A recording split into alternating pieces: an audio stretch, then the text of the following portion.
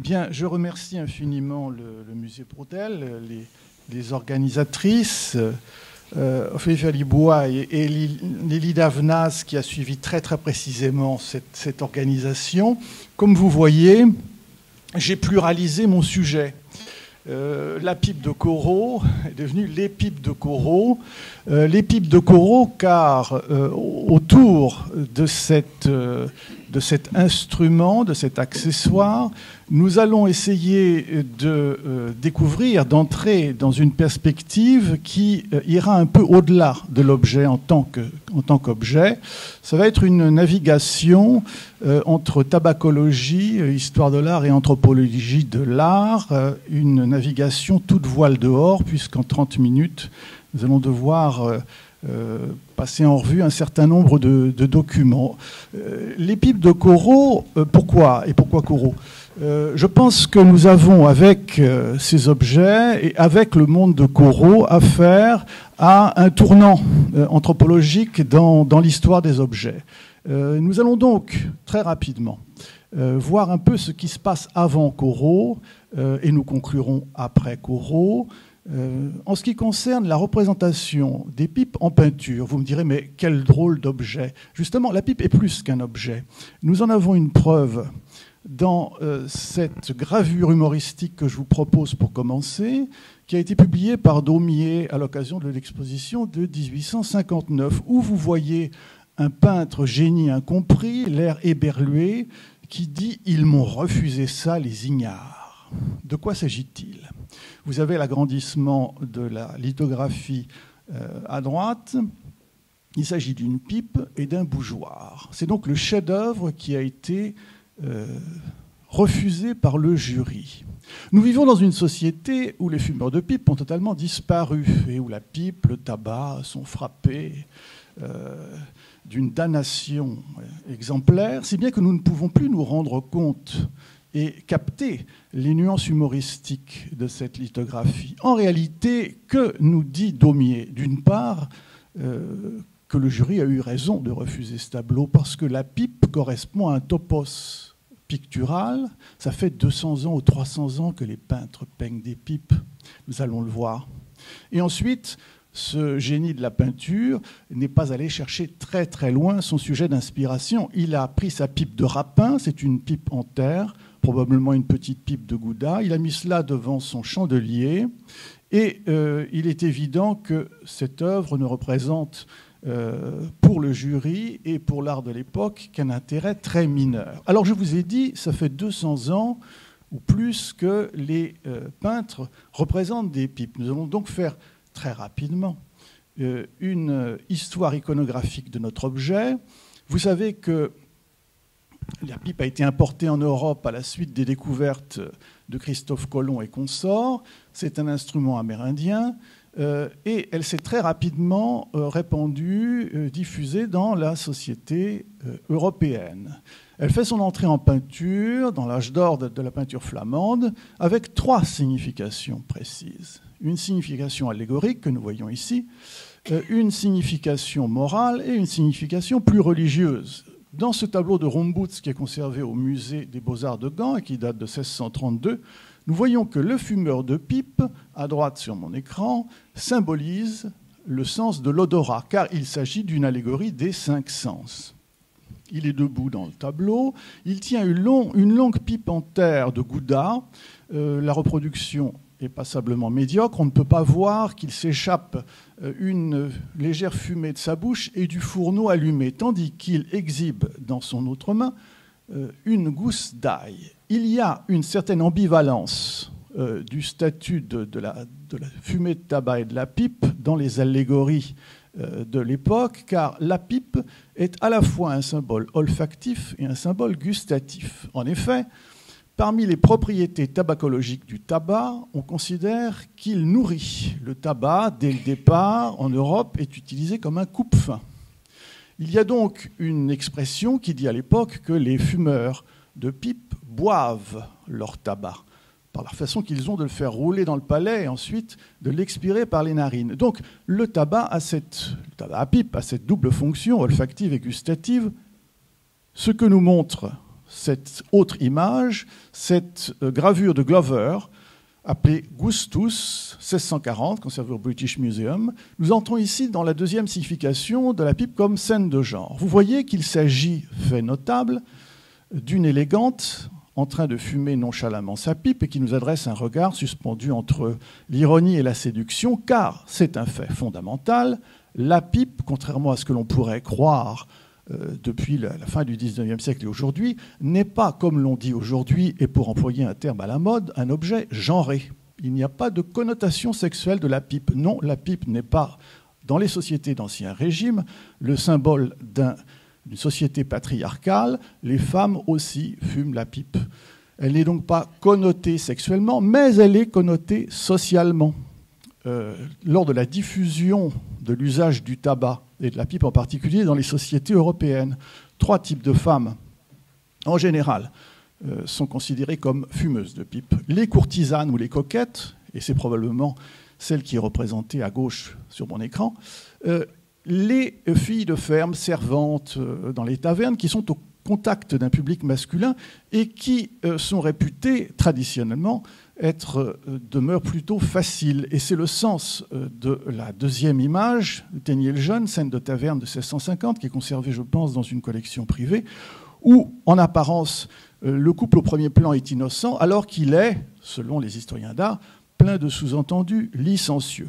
La troisième catégorie féminine étaient bien les paysannes, les femmes liées au monde rural. Je vous rappelle que jusqu'au début du XXe siècle, nos vieilles paysannes bretonnes fumaient la pipe. Troisième signification, plus religieuse, les vanités. Vous aurez remarqué que toutes les pipes que nous avons vues dans ces tableaux sont des pipes en terre de Hollande ou en terre anglaise, puisque c'était les 2 principaux pays qui fabriquaient les pipes. La pipe est donc en terre, elle est friable, elle se casse, on casse sa pipe. C'est le sujet de ce tableau. La vie est éphémère, la pipe est renversée, elle est éteinte, le tabac est à moitié consumé dans une enveloppe de papier surmontée par un chandelier dont la bougie s'éteint lentement en répandant une traînée de fumée sous le regard assez effrayant de ce crâne aux orbites vides sur un fond funèbrement noir. Au premier plan, pour redoubler le contexte et l'idée et la signification de la vie qui n'est qu'une illusion, nous avons une palette de peintres avec ce long bâton qui servait aux peintres à appuyer leur pinceau pour fignoler les détails. C'est donc une illusion dans l'illusion. Bonnecroix, dont cette vanité est conservée au musée de Strasbourg, qui date de 1641, nous explique que la vie, comme une peinture, n'est qu'une illusion, que l'art n'est qu'une illusion. Et au centre de ce dispositif, que retrouvons-nous?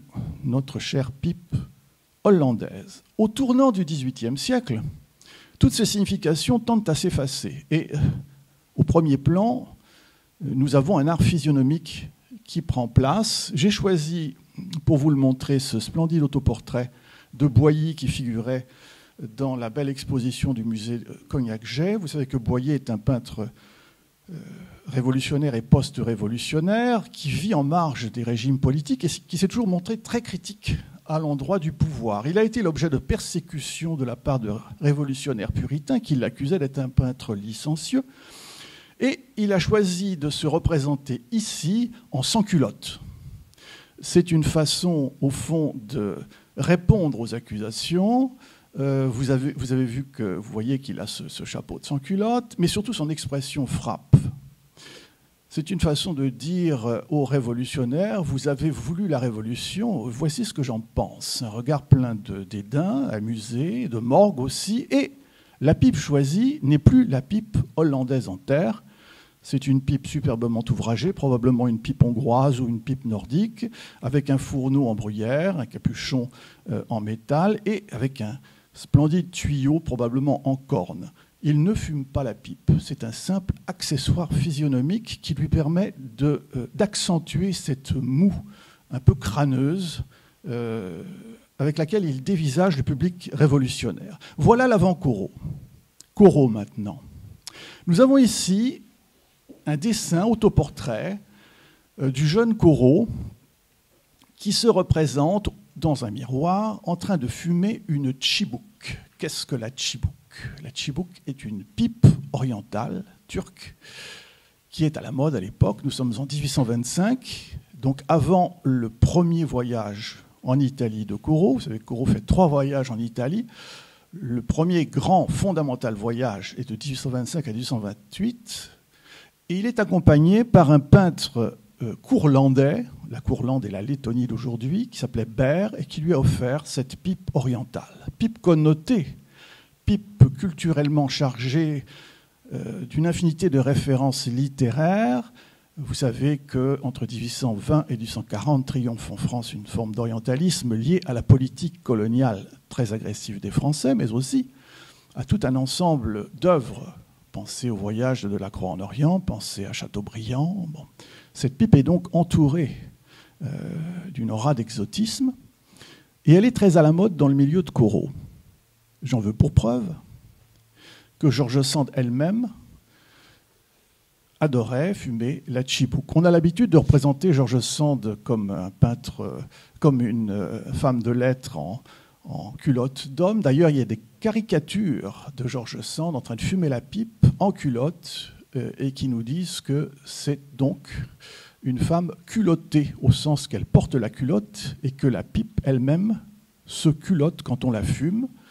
Ici, nous avons une George Sand dessinée par Alfred de Musset en 1833. Le dessin est conservé à l'Institut de France, extrêmement féminine, en longue robe, avec une mise et une chevelure à bouclettes, commodément calée sur des coussins comme une sultane. Chateaubriand, qui reconnaissait le talent de George Sand, mais qui, bien sûr, réprouvait ses mœurs, disait qu'elle avait l'habitude de fumer comme une sultane.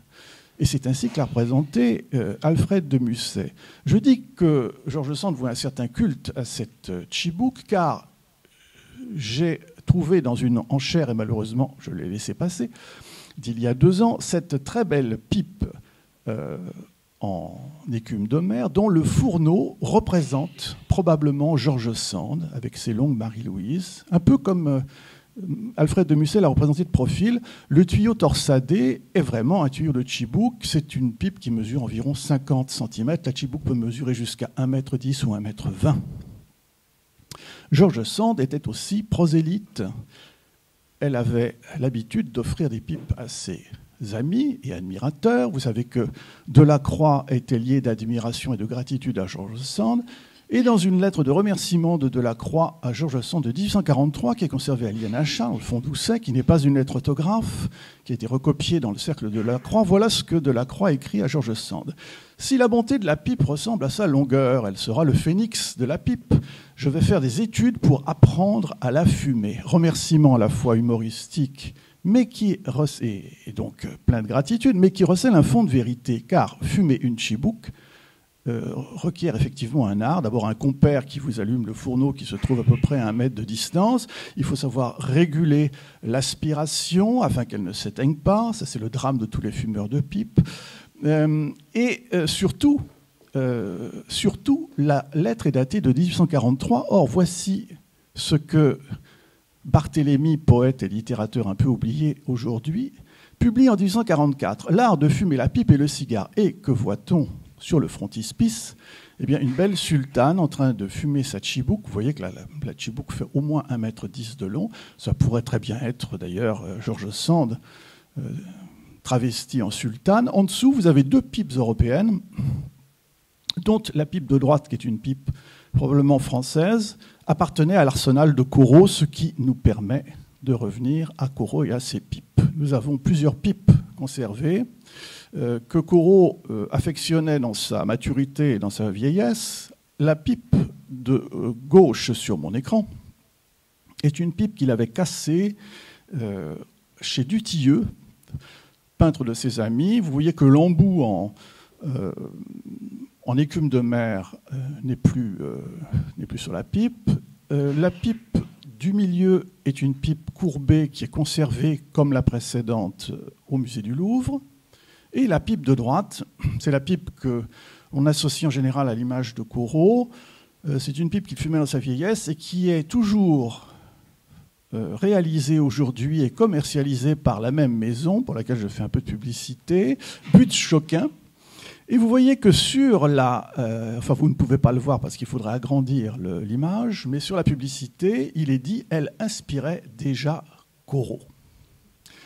C'est la pipe la plus précieuse de l'ensemble, avec un embout d'argent. Le tuyau central était fait à l'époque en os d'albatros. Maintenant, c'est un matériel entièrement synthétique. Corot aimait donc ces pipes et surtout aimait à donner l'image d'un fumeur de pipe. Et c'est ce qui va nous intéresser bien particulièrement, car les pipes de Corot sont en cela révélatrices, qu'elles contribuent à la légende de Corot. À gauche, un cliché sur verre conservé au musée d'Orsay par De Savary, qui est un peintre ami de Corot. Vous voyez Corot à la campagne, à son chevalet, qui prend la pose. Ce n'est pas une scène prise sur le vif. Tout est disposé afin de concentrer le regard sur le visage de Corot et sur sa pipe. C'est donc une mise en scène. Au centre de cette mise en scène, Corot fumeur. Corot fumeur à la campagne. À droite, l'une des cartes de visite que Corot faisait réaliser, comme la plupart des artistes de l'époque, pour se faire un peu de publicité, réalisée par Mulnier, photographe parisien, en 1867, où vous voyez Corot fumant la même pipe. Il s'agit donc de la pipe du milieu, la pipe courbée, ce que l'on appelle en tabacologie actuelle une bent, du terme anglais, courbée. L'image physionomique que Corot veut donner de lui-même est significative. Vous voyez qu'il sourit, il pose sur nous un regard bienveillant, il fume sa pipe comme un patriarche de la peinture. Et c'est exactement l'image qu'il voulait donner de lui-même et la légende qui a été forgée autour de lui par ses admirateurs, le bon petit papa Corot, père des paysagistes. Ce n'est pas du tout le même Corot que vous voyez à gauche, fumant cette fois-ci la pipe origine Butz-Choquin, que vous voyez ici à droite. C'est un Corot solennel, avec une pipe solennelle. C'est le Corot décoré de la Légion d'honneur en redingote, qui nous regarde avec un air grave, il nous regarde avec une certaine noblesse même, conscient de sa valeur artistique. Mais ce qui est intéressant, c'est que fumant la même pipe, nous avons un autre Corot au centre, cette fois-ci peint sur le vif par son ami Decamps en 1874. Il fume toujours la même pipe origine et il est en train de peindre. Et il n'est plus en redingote, il a sa fameuse vareuse de paysan bleu. L'acte de fumer et l'acte de peindre sont enfin réunis. Osmose entre la pipe et le pinceau. C'est ce que nous montre cette reproduction de Corot, peint par Decamps en 1874. Et c'est là que je veux en venir, l'osmose de la pipe et du pinceau. Car nous avons exactement le même phénomène dans une autre photo, de cette fois-ci carte de visite faite par Courbet, enfin réalisée par Carjat, photographe assez célèbre à l'époque pour Courbet, où vous voyez Courbet fumant une pipe droite à son chevalet en train de terminer une nature morte. Que se passe-t-il à ce moment-là? Eh bien justement, l'objet est plus qu'un objet. L'objet, maintenant, devient beaucoup plus qu'un accessoire pictural, il devient un compagnon. La pipe est une compagne de création, et c'est un phénomène dont nous avons la meilleure preuve, j'ai appelé cela la pipe inspirante. Dans cet autre portrait très beau de Courbet, toujours lui, peintre fumeur de pipe, qui peint un poète fumeur de pipe, Baudelaire, en 1849, conservé au musée Fabre de Montpellier. Baudelaire est tout jeune, il n'a pas encore publié Les Fleurs du Mal, mais il a déjà son front génial, il est déjà absorbé dans d'épais volumes. Remarquez bien l'agencement de la lumière qui tombe du plafond, qui éclaire donc le front bombé, la pointe du nez et la pipe dont s'échappe une fumée légère, la main très très belle, et s'accroche au passage sur la plume. On imagine volontiers qu'une fois qu'il aura refermé son livre, Baudelaire va s'emparer de cette plume et va composer un poème. Quel poème? Eh bien la pipe, à gauche, publiée dans Les Fleurs du Mal. Je suis la pipe d'un auteur. On voit à contempler ma mine d'abyssinienne ou de Catherine que mon maître est un grand fumeur. Quand il est comblé de douleur, je fume comme la chaumine où se prépare la cuisine pour le retour du laboureur. J'enlace et je berce son âme dans le réseau mobile et bleu qui monte de ma bouche en feu et je roule un puissant dictame qui charme son cœur et guérit de ses fatigues son esprit. Il me faudrait des heures pour vous dévoiler tous les trésors cachés dans ce splendide sonnet, mais enfin, de quoi s'agit-il? D'une pipe qui est compagne, abyssinienne ou Catherine, une belle africaine exotique brûlée au soleil comme le fourneau de la pipe est brûlé et culotté par le tabac. Mais ce n'est pas simplement une présence féminine exotique, c'est aussi une nourrice, car elle fume comme la chaumine où se prépare la cuisine. On sait, et l'on a dit, que le tabac nourrit et qu'il est un coupe-faim. C'est donc l'aliment préféré du poète. Elle ne nourrit pas seulement le corps, elle nourrit aussi l'âme. J'enlace et je berce son âme dans le réseau mobile et bleu qui monte de ma bouche en feu. On monte d'un cran dans ce qu'il faut bien considérer comme une personnalisation de la pipe, qui n'est plus du tout un objet. La pipe est devenue la muse, la bouche en feu et la bouche d'une muse, dont montent les paroles inspirantes dans les volutes de fumée, et surtout cette muse devient magicienne. Elle roule un puissant dictame. Qu'est-ce que le dictame?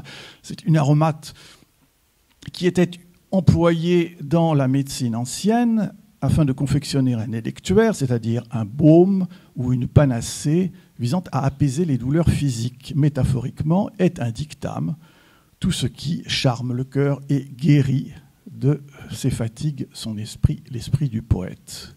Je dis qu'elle est donc aussi une magicienne, car ce sont des termes de magie, elle charme le cœur. Il s'agit véritablement d'une magie tabacologique qui est d'ailleurs reprise par un admirateur de Baudelaire, Tristan Corbière, grand poète breton un peu trop oublié à mon goût, qui a lu et connaît par cœur la pipe de Baudelaire et qui commente poétiquement le sonnet.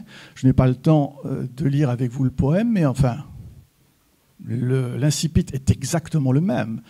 Charles Baudelaire dit « Je suis la pipe d'un auteur », Tristan Corbière dit « Je suis la pipe d'un poète ». Et le titre s'appelle « La pipe au poète ». Et elle est, elle aussi, nourrice, exactement comme la pipe de Baudelaire. Et comme la pipe de Baudelaire, c'est une nourricière qui apaise et qui charme, puisqu'elle fait un ciel de nuages, elle fait la mer, le désert, les mirages, elle ouvre cette perspective infinie dans laquelle le poète va se noyer lorsqu'il va composer son poème, puisqu'elle s'allume et qu'elle s'éteint en même temps que le poète commence et termine son poème. Il y a donc là un phénomène très important qui se produit, qui émerge sous nos yeux, c'est que graduellement, nous sommes passés d'un objet à une personnalisation et à une personnification. La pipe dit « je ». Et la pipe est devenue une magicienne, et l'art de fumer est devenu un processus de création qui se substitue à l'ancien régime. Voilà ce que dit Barthélemy dans l'art de fumer, en 1844, que nous avons déjà cité, « À bas l'antique dieu », c'est-à-dire Apollon qui inspire les poètes. Pour composer, il faut que de Cuba le divin narcotique charge de bleu flocon mon divan poétique. Les littérateurs de l'époque, tous les artistes de l'époque, redécouvrent une chose qui avait été totalement oubliée lorsque la pipe avait été importée d'Amérique du Nord, l'usage chamanique et divinatoire de la fumée. Voilà ce qu'écrit Catherine Ferland, qui est une anthropologue québécoise, dans un très bel article sur l'usage du tabac du XVe siècle à nos jours. Chez les Amérindiens, le moyen le plus puissant d'entrer en communication avec les esprits est la pipe, car la fumée sert de véhicule de communication. Les mots utilisent les volutes de fumée pour s'élever jusqu'au monde d'en haut. C'est précisément ce que nous dit Baudelaire dans son poème, lorsqu'il élève cette ode à sa pipe, qui est une muse, dont la bouche en feu prononce des paroles qui l'inspirent. Nous parvenons donc, dans ce monde qui est le monde auquel nous a initié Corot, avec ses pipes, ses photos et ses représentations conscientes, nous arrivons à une sorte d'apex, de sommet indépassable, où la pipe finit par devenir une compagne de création, n'est plus du tout un objet, et se substitue finalement à la vieille mythologie des muses antiques. On ne peut plus aller au-delà, on ne peut que redescendre après cela. C'est pour ça que je terminerai avec un après-Corot, un éclair fulgurant de Renoir à Magritte, si vous voulez. À gauche, vous avez, sur mon écran, vous avez Renoir représentant Monet lisant, pas Mona Lisa, Monet lisant, mais ça pourrait être la Mona Lisa de la pipe. Vous voyez que Monet est en train de fumer sa pipe, c'est probablement, je pense, une pipe en écume d'ailleurs. Si on savait que c'est Monet, pourrait-on dire que c'est un peintre? Ça pourrait très bien être un bourgeois, bien nourri aux joues roses, en train de lire l'actualité dans l'Événement, qui est le journal qu'il est en train de lire, qui était un journal que l'on qualifierait aujourd'hui de gauche. Mais toute la mythologie, toute la dimension divinatoire, inspirante de la pipe a disparu. La pipe n'est plus une compagne, c'est devenu un instrument, un accessoire de plaisir. Et puis, bien sûr, nous finissons par la tarte à la crème de la peinture surréaliste, mais je vous ai épargné le tableau lui-même. Ceci n'est pas une pipe de Magritte. J'ai choisi une reproduction qui figure dans le très beau petit volume de Michel Foucault, puisque Michel Foucault a dédié une plaquette au tableau de Magritte en 1973, 100 ans exactement après le Monet lisant de Renoir.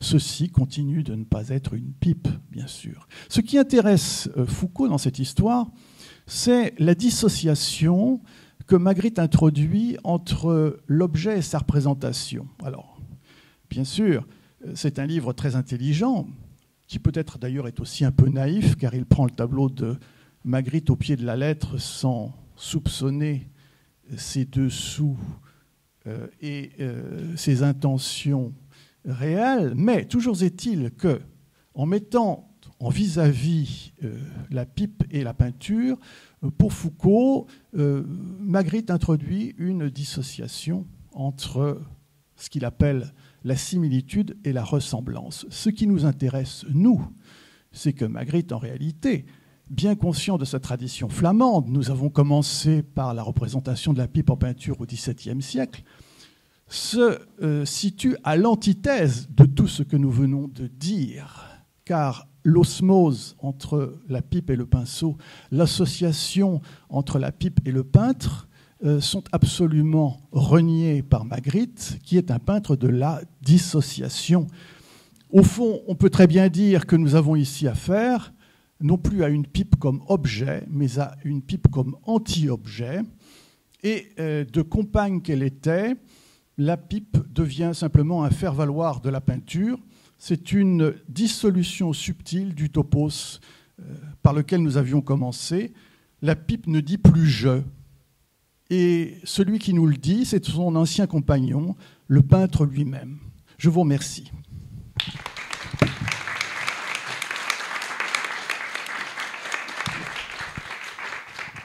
Merci beaucoup Stéphane Toussaint pour cette mise en perspective passionnante. On va pouvoir prendre une seule question. Je suis gênée, mais non, en vous écoutant, j'avais l'impression, et aussi en pensant aux fumeurs de pipe que j'ai pu connaître, je voyais la pipe comme une sorte de prolongation du corps, justement, quelque chose de pas du tout dissocié, pas du tout un objet, mais une sorte de prolongation de l'artiste ou du fumeur. Et aussi cette question en fait de la pipe allumée ou de la pipe éteinte, c'est-à-dire qu'avec la pipe allumée, il y a vraiment un lien avec le corps du fumeur, enfin quelque chose qui se passe, vous l'avez dit, tout ce qui se passait pendant qu'on fume une pipe. Mais les fumeurs ont aussi l'habitude d'avoir la pipe éteinte, enfin certains en tout cas, et de garder en fait cette pipe constamment, quand ils peignent, quand ils font une activité, mais aussi quand ils sont dans la rue, dans n'importe où, enfin en tout cas certains fumeurs de pipe. Et donc je le voyais comme oui une sorte de prolongation du corps. Et pas comme quelque chose de dissocié, en tout cas. Oui, oui, tout à fait. C'est la dimension biologique, physiologique du tabac sur laquelle j'aurais pu dire beaucoup plus de choses, vous avez raison. C'est ce qui fait de la pipe un non-objet. Et donc voilà, c'est ce qui est intéressant, que nous sommes à la frontière de la représentation de l'objet en peinture, de la compagne d'inspiration. Donc nous pouvons contempler pour la première fois et unique fois l'histoire de l'art du point de vue de l'objet, non pas du point de vue du créateur. Et en même temps, c'est toute l'histoire de la peinture qui se déroule sous nos yeux, puisque nous avons ce phénomène. Mais je pense qu'au départ, vous avez tout à fait raison. Pour la période sur laquelle j'ai concentré mon regard, qui est celle donc de 1820 à 1870, le rapport physiologique avec la pipe est fondamental, d'autant plus que souvent, en tout cas c'est le cas pour Baudelaire et pour d'autres, ces fumeurs de tabac sont aussi des fumeurs d'opium. Et donc nous avons là, bien sûr, une dimension hallucinatoire et divinatoire qui est physiologiquement fondamentale. Merci pour cette remarque.